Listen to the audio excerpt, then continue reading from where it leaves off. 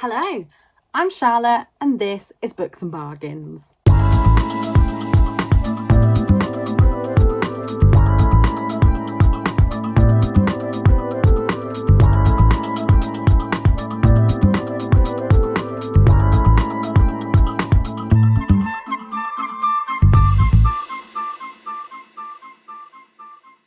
It feels really weird to sit down with a sit down video today. Not only have I not sat down to film a sit down video, take a shot every time I say sit down, since probably July, I also haven't updated my Victoria Controls my Victoria Controls my reading vlog in about 2 weeks.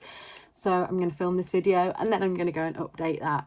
So today, as you're watching this, I'm not sure what date it is, but as I am filming, it is the 2nd of September and I really don't think the weather's got the memo. I mean, it looks grey out there, which I love, but it's still so hot. I've got my fan on down here. Apologies if you can hear it, but it's the only way to get through this without turning into a puddle. So without further ado, let's get back into it. So anybody that's new or anybody that hasn't been here before, welcome. I'm Charlotte and I make videos about books and bargains, as it says in the title, but also my chronic illness life. And back at the end of July, I was diagnosed with a new condition called bile acid malabsorption or bile acid diarrhea. Now, I'm not going to go too much into that here. There's a lot of things that I kind of want to talk to you about, but I think if I sat and just info dumped in this video, it would be too much. But I am going to do a whole video about that, about my diagnosis, about what's been helping me, and also about what kind of led up to that diagnosis, all the differential diagnoses I had before that. So that'll be coming sometime later in the month. I'm also starting a new 5-year TBR Tackle Project, which if you've been over on Instagram, you'll see I've been talking about over there. But again, that's going to have its own video. And then next week, you have got the first part of my Victoria Controls My TBR vlog, because she controlled what I read through the whole of August. But without further ado, let's get into today's video. So today is just a kind of hello, I'm back, and also my August anticipated releases. The way that I pre-order books and talk about anticipated releases will be changing. Again, you'll see that in my TBR video, which I think is coming the week after next, so 2 weeks from today, but don't quote me on that one. I've actually sat and planned content, so hopefully I'll be giving you guys a bit more. I've sometimes felt a little bit like in this limbo with BookTube, that although I am enjoying it and I have quite a big following now for me, I also sometimes think that I'm not putting in as much effort as you guys deserve. And I know it's hard with my chronic illness, but that's how I'm feeling. Talking about effort, etc., I have also reduced my working days down to 2 days a week. So now I'm here Monday to Friday with Nana, and Tom is here with her at the weekend, and I just work weekends. So she is napping right now. So if at any time I kind of run off, you'll know why.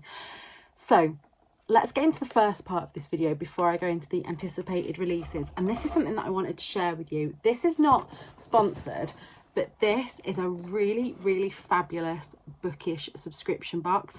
I unfortunately have got rid of my subscription now, which hurts me to say, but one of the big goals in my 5-year plan is to get as big a house deposit saved as we possibly can. And so anything, I've not cut out every single non-essential, because that's when I tend to go too hard on it and fail, but this is one that's had to go. But I just thought I'd unbox this month's with you, just to show you if you are in the market for a bookish subscription box. And I mean, the box itself is so pretty, and Wordy and Wild don't just do a subscription box, they also sell some wonderful bookish products. I have got a book sleeve and a t-shirt from them that I absolutely love. I will try and show you them here if I remember. But anyway, I sent Victoria her birthday present in this box because, not this one obviously, last month's one, because it's just so gorgeous. So I'm gonna open it up. Now I will say this is spoilers for it, but if you follow Wordy and Wild on Instagram, they do show you the products before you get it, so it's up to you if you want that. Some people like a subscription box to be completely surprise. I quite like a surprise. One thing I do love about Wordy and Wild though is if you don't like the book that's come in, I can't remember the owner's name now, but I'll leave all her details before. She will send you a replacement list, which I think is a beautiful way of doing it, because I have in the past got books from bookish subscriptions that I'm just like, I'm just not interested. So I have cancelled all my bookish subscriptions for now, including Afterlight Romance, which I did love, don't get me wrong, but as part of TBR Project, that is all going on hold. Maybe one day there will be room in my budget for it again, but just not at the moment. So inside the box, I've got this first thing wrapped in tissue. Now I know what this is, and I think this is the best quality book box I've not only received but seen online. I had a video a few years ago, I'll link it below, although it's really out of date now, where I tried different bookish subscription boxes. And there was a big one that I just thought, for the price, the quality, I remember it had this really like cheap tacky plastic pop socket with it. You don't get any of that with this. These are all, it's an independent business, and these are all products created for the box. And this one is a t-shirt. So I got an email asking what size I wanted, and I went for the 3XL. So it was nice and big and baggy, and it just says, I slipped and fell into a bookshop. And isn't it just gorgeous? And it's such a soft cotton, and I love the colour of it as well. My other t-shirt's in this green and pink, so that's the t-shirt that came with it. I then also got a tote bag. Now this looks really sturdy, and it just says, this tote is definitely not full of books. And that, I'm trying not to buy new tote bags now. I have plenty, but I will say this is a really sturdy tote bag, and we'll definitely have to take that and see how many books it fits in. Now the book this month, I can't remember what it was going to be, but it didn't appeal to me, so I asked for the alternatives list and got BK Borenson's Business Casual. Now this is about book 4 in the series, which I really shouldn't have done, but Victoria tells me that I'm going to love Like Farms, so I went for that. So that's the first book that's coming in to my TBR in September. So on to the anticipated releases. As I said, I'm going to go into more details on what I'm doing and how I'm going to choose which books I pre-order and why. But one of the things that I am starting to do is step away from pre-ordering on Waterstones, because as much as I do love Waterstones, I find that the allure of the points gets me to pre-order more. I tend to pre-order when they've got like their double or triple points on and do a big pre-order, but also the money doesn't come out until the pre-order comes through, so it's really easy just to click and be like, oh yeah, books. Whereas what I'm going to do now is I'm going to try and order all my books from independent bookshops. So the 2 that I've used this month, and I'll leave the links below and tell you which books I pre-ordered from there, are Tea Leaves and Reads, which I've ordered a few things from them now, including this beautiful kind of canvas bag to put books in. This is supposed to hold my TBR, but it's spilling out underneath it. And then I decided that I'm going to order my queer pre-orders from a queer bookshop. So at the moment that is Gaze the Word, but let me know down below if there's any other independent bookshops, especially queer bookshops, and every season I might try and change them around and try different places. However, let's get into what I have pre-ordered this month. Editing Charlotte is going to put a picture up here of the covers, and yeah, I will tell you what I've ordered and why. Well, I was going to say this at first, but won't come as a surprise to you, and actually not every book in this video I have pre-ordered, but I will get to that when I get to them. This is going to be such a rambly vlog, isn't it? But yeah, this one will not be a surprise to any of you. I have ordered Jacqueline Wilson's Think Again, and this is the signed independent bookshop exclusive edition with sprayed edges from Tea Leaves and Reads. So any of you that grew up in my era will remember these books. So these are Girls in Love, Girls Under Pressure, Girls Out Late and Girls in Tears by Jacqueline Wilson. And I've said before, I have a bit of a bittersweet relationship with these because I've just realised I'm not wearing my mic. Oh. Okay, I hope the audio is okay on this. Let me go and put my mic on now. Oh. Okay, I hope that the audio quality has got better now. If it's got worse, I really don't know what to do. So as I was saying, these books, I have a little bit of a love-hate relationship with them because they are books that I read as a teenager. I was probably about the same age as the characters when I read them. And I found that a lot of the subjects, even in Girls Under Pressure, I could really, really relate to Ellie's struggle with her weight and her determination to get thinner like her friends. But I just now wonder if I had have read a book at the time that said, like, if Ellie had have been like in Jemima Small versus the Universe, where she's bigger and she embraces who she is, would that have helped me more than reading about a girl that was losing weight? I don't know. But yeah, so that is out on the 12th of September, and I am going to try and read, although I'm going to have to get onto it pretty soon because it's the 2nd now. I want to read all 4 of those books before the new one comes out, so maybe the week after I will dedicate to that. The second book that I've pre-ordered, and I've also pre-ordered this one from Tea Leaves and Reads, is The Worst Witch by Jill Murphy, the Clothbound classic.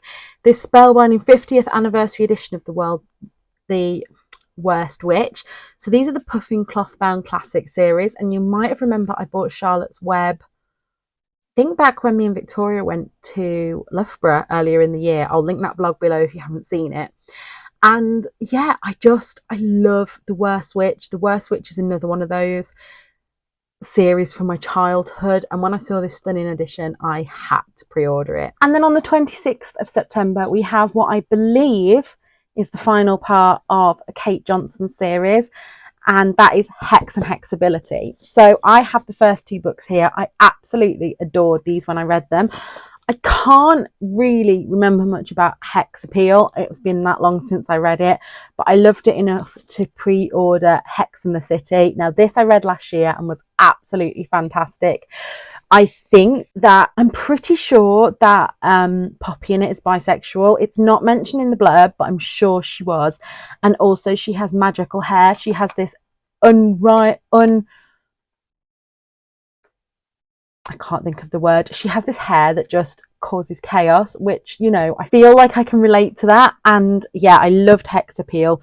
I don't think that you'd have to read these in order because although they're kind of set in the same world, they have different characters and you could read them as standalones. Hex and Hexability, I think, is going to have a bit more of a historical fiction vibe to it because it does say Bridgerton meets the X-Hex.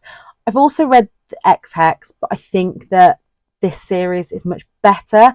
I went through a stage when I was like, I need to read all the witchy romances that I can get my hands on. And then I was like, actually, I need to pick a couple of series that I really like and just stick to them. And this is definitely one of those. I would call it Sabrina the Teenage Witch is All Grown Up because it does get rather spicy. So this one, it says, Lady Tiffany Worthington has always had a special talent for making the world around her come to life, whether she wants it to or not. But it's only with the arrival of her mysterious great aunt Esme on the eve of the Battle of Waterloo that she learns she's a witch and that the magic she's long feared is actually a gift to be embraced. And I thought that sounded good. Historical fiction is lower down in my enjoyment. I still haven't read any like Regency romances. I will get there eventually. But yeah, I'm really looking forward to that one. Now, talking about witches, and actually I've jumped back here because on the 19th of September, there is Rewitched by Lucy Jane Wood. Now, this book, I'm a little bit nervous to read. I have a NetGalley arc, thanks to the wonderful publishers, and I am going to pick it up pretty soon. I haven't pre-ordered the book, but I am desperate to get the Sprayed Edges edition. But I'm trying to be good here, but I think this book could be everything I want in a book and more. But then I'm also conscious that I may have overhyped it to myself slightly. But if you haven't heard of this one. Lucy Jane Wood is a YouTuber who I watch, and it says, it's time to rediscover her magic. With found family, a dash of romance, and an uplifting message about self-love, Rewitched is a cozy autumnal fantasy that will leave readers spellbound. And I think it's going to be one that I just want to read over and over again. So, no, I'm not pre-ordering it. I'm sticking to my guns, but it is one that is on my list. Maybe ask for it for Christmas kind of thing. As long as I read it and enjoy it, because I think this is the problem with pre-orders. I hype them up so much in my head that they then let me down. So then we go forward to October releases, and I'm very, very lucky to have an arc of this one, and that is A Pirate's Life for Tea, a cozy fantasy by Rebecca Thorne. Now, this is the original that came out earlier than this year. I was lucky enough to be on the blog tour for this, and I didn't know if it was going to be kind of my thing, and when I found out it was sapphic, I was like, yeah, I'll give that a go, and absolutely fell in love with it. So when Book Break reached out asking if I wanted a copy of A Pirate's Life for Tea, I basically squealed and jumped for joy. I am going to be buddy reading this with Victoria, and I can't really tell you too much about this one without spoiling the first one, but it is sapphic, adventure, kind of cozy mystery. It's been said that it's for fans of Legends and Lattes, but I found Legends and Lattes too slow. I didn't connect to it. I know I'm in the minority there. So if you didn't as well, but still think that you'd like to give cozy fantasy a try, I would definitely recommend this one. And all I've read so far is the dedication in the front, and it says, to the people who gave me 1-star reviews because the first book had lesbians, I doubled the lesbians in this one just for you. And yeah, can't wait to buddy read that with Victoria. If I didn't already say, that is out on October 3rd. And then the next book is the next in the series from a very, very well-loved author of mine, and this is on the 10th of October. This is Heidi Swain's Home for Christmas. This is in the Wimbridge series, and if you haven't read it, it starts with the Cherry Tree Cafe, which I still think is my absolute favourite of the series. I think it was just so cozy, and it's kept me coming back. I think this new book is either the 9th or 10th in the series, and I'm still coming back and I'm still lapping it up. I do still have A Christmas Celebration to read, which, you know, but I've pre-ordered this book because it then means I've got 3 Heidi Swains that I can read in the run-up to Christmas this year. The premise of Home for Christmas, it says Bella is living her best life in Wimbridge with her beloved spaniel Tink. She's found a way to keep the house she inherited from her grandparents while expanding her dream business away with the fairies, and she's ecstatic that Christmas is on the horizon. In fact, everything is perfect until family friend Catherine Connolly asks Bella if she'd be willing to rent part of the house to freelance author Jude, who is researching the history of the Connolly clan and Winthrop Hall ahead of turning his findings into a book. The plan had been for Jude to stay at the hall, but he can't cope with the chaos, and Bella reluctantly agrees to open her door to him. Initially, the pair clash, but then the friendlier feelings begin to grow, and Bella finds herself wondering if Jude could be more than just another guest before it's time for him to leave. That is, until he announces he has no time for Christmas. And this is just, okay, it's not enemies to lovers because they're not enemies, but it sounds like the ultimate kind of grumpy sunshine. And I'm just, Heidi Swain's parents are just so beautiful. And I just love when my favourite characters from early in the season, like, they always visit the Cherry Tree Cafe at some point. And I just love her books. They are just like a warm mug of a book, and they are perfect for this time of year. The next book on this list is again pre-ordered from Tea Leaves and Reads, and this is The Christmas Tree Farm by Laurie Gilmore. I have read The Pumpkin Spice Cafe and absolutely loved it.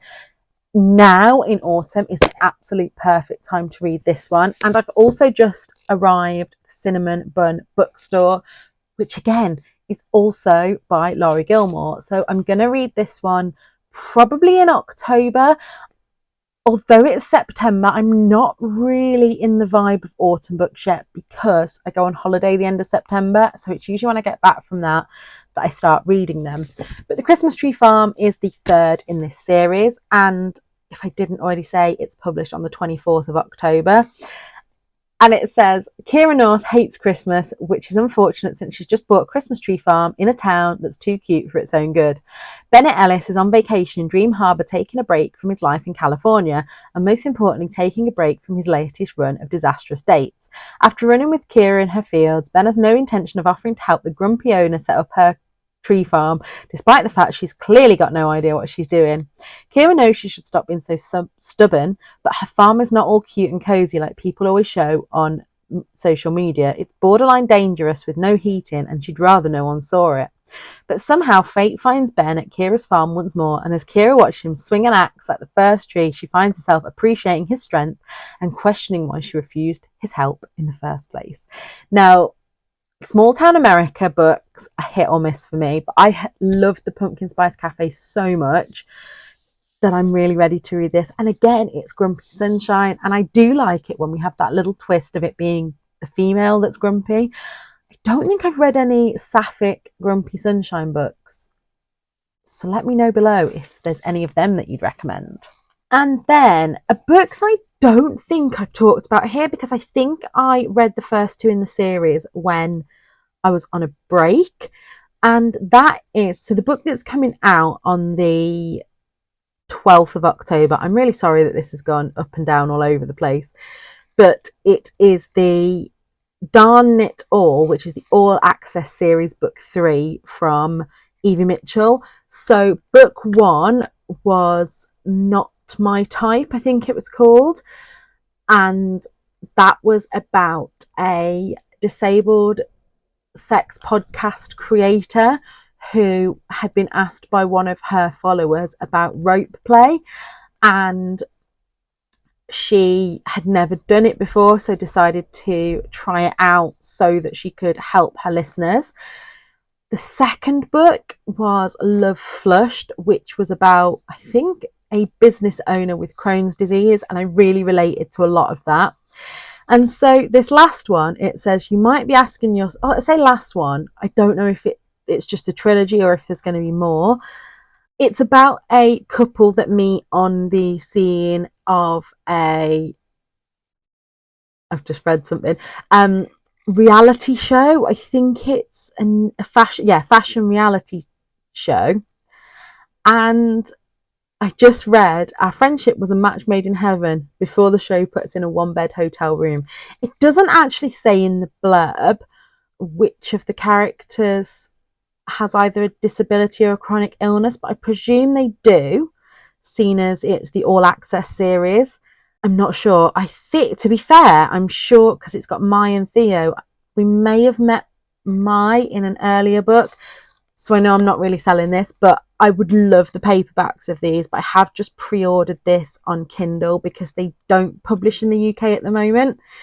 If Evie Mitchell's books got published in the UK, I would be buying them like that because I love them. And then on to the next book. On the 24th of October, we have The Secret Christmas Bookshop by Cressida Mclaughlin. You know that I loved the Cornish Cream Tea series, and this is the start of a brand new series from Cressida Mclaughlin. I've also loved everything I've read from her pretty much. And this is Tea Leaves and Reads book club pick for October. It just looks so gorgeous. It says, in a village by the sea where wintry skies bring a dusting of sprinkling snow, somebody is opening an unexpected gift.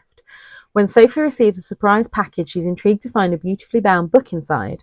Sophie is desperate to discover the mystery sender, and her hunt draws to the enigmatic Harry. The subject of much gossip since his return from London, Harry keeps himself to himself in their crumbling manor house.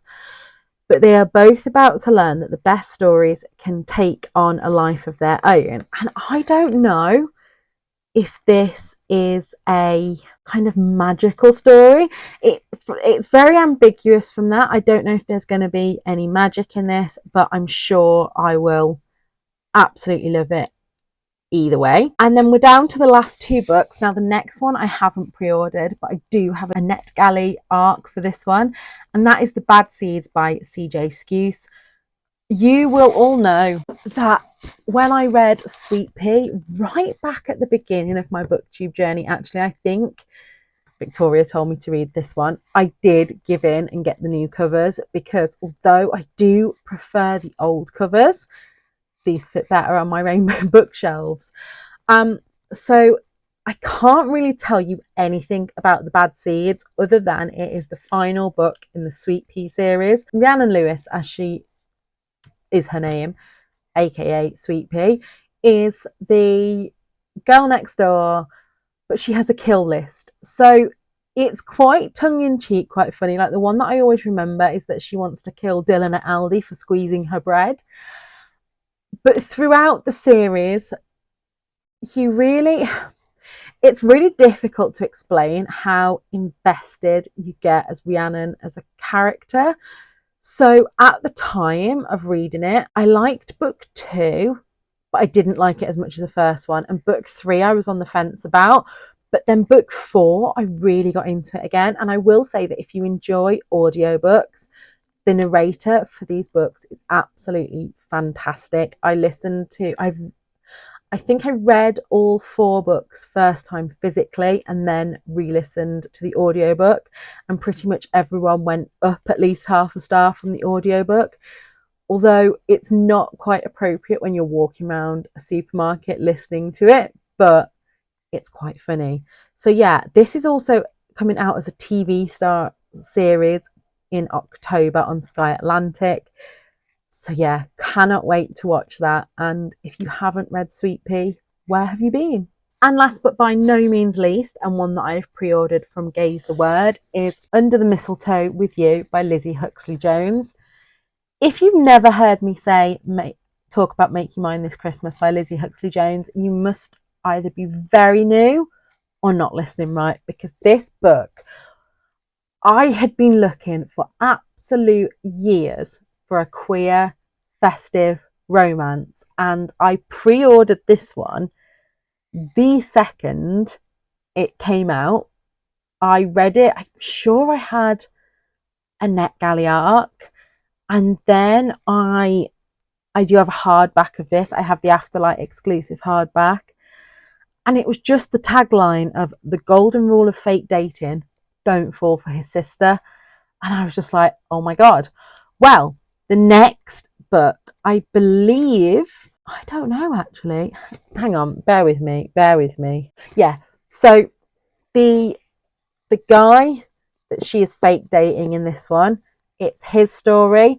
And you'll see, I'll have had to put the picture here because I'm holding this the wrong side now. They both just look so good together. They're going to look great on the shelf together. And I am anticipating that this is going to be my #1 Christmas read this year. And it says, ready to spend a quiet Christmas with his nearest and dearest, Christopher has closed up shop in his bakery. He's wrapped up and packed up his presents, and he's found someone to stay in his flat over the festive period. Everything is under control. That is until the mysterious person he's rented his flat to turns out to be none other than ... Nash Naidoo, an actor and the star of Christopher's favourite Christmas movies. In fact, he's the guy Christopher's been crushing on for the whole past year, since last Christmas. For Nash, this Christmas was a chance to escape Hollywood, to go to a small town and hide away alone, in a place where no one knows who he is. But when a huge snowstorm hits, the whole country grinds to a halt. There's no way Christopher is leaving, and there's nowhere else for Nash to stay. The two of them are just going to have to weather this together, snowed in for Christmas. Doesn't that just sound a little bit like The Holiday, which is my favourite Christmas film? I'm getting so animated here because I just love Christmas.